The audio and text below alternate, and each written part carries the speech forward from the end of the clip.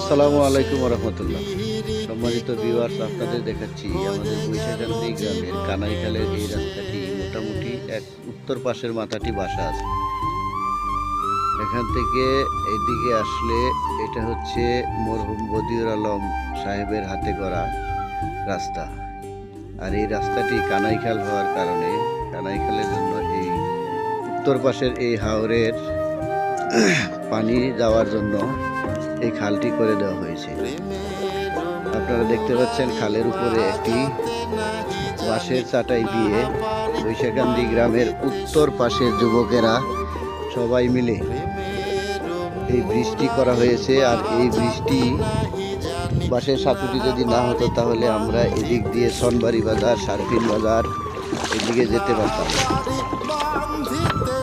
এই ব্রিজ করার জন্য অনেকের কাছে আমাদের বাঁশ কালেকশন করতে হয়েছে। আমরা বাড়ি বাড়ি গিয়ে নোয়াকুট, পুরান নোয়াকুট, কান্দি সহ ডালারপাড় সহ বিভিন্ন বাড়ি থেকে বাঁশ কালেকশন করে এই বাঁশের সাঁকুটি দিয়ে আমরা এখন পারাপার করছি। তো সব কিছুর পরে হচ্ছে যে যদি এখানে একটি ব্রিজ হয়, এই ব্রিজটি যদি হয় তাহলে আমরা সহজেই সারফিন বাজার, সনবাড়ি বাজার, ইসামতি মোটামুটি এই দিক দিয়ে সব দিকে যাওয়া যায়। খালের মধ্যে দেখতে পাচ্ছেন একটি বেল, এই বেল দিয়ে মাছ ধরা হয়। কত সুন্দর দেখা যাচ্ছে ভিউ, তাই ভিডিওটি করে নিলাম। এবং আপনাদের কাছে আমাদের একটি অনুরোধ, ভিডিওটি শেয়ার করে দিবেন যেন আমাদের ছাতক দুয়ারার এমপি জনাব কলিমউদ্দিন মিলন সাহেবের দ্বার প্রান্ত পর্যন্ত পৌঁছে যায়। আর এই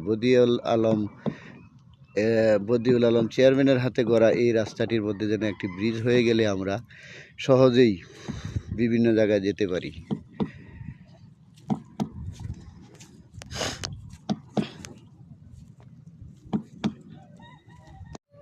আসসালামু আলাইকুম রহমতুল্লাহ।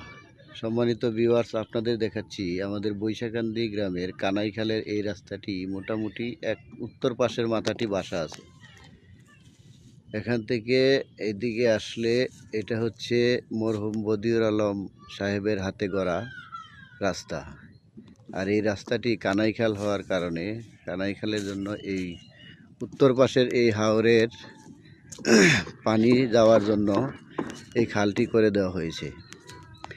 আপনারা দেখতে পাচ্ছেন খালের উপরে একটি বাঁশের চাটাই দিয়ে বৈশাখান্দি গ্রামের উত্তর পাশের যুবকেরা সবাই মিলে এই ব্রিজটি করা হয়েছে। আর এই ব্রিজটি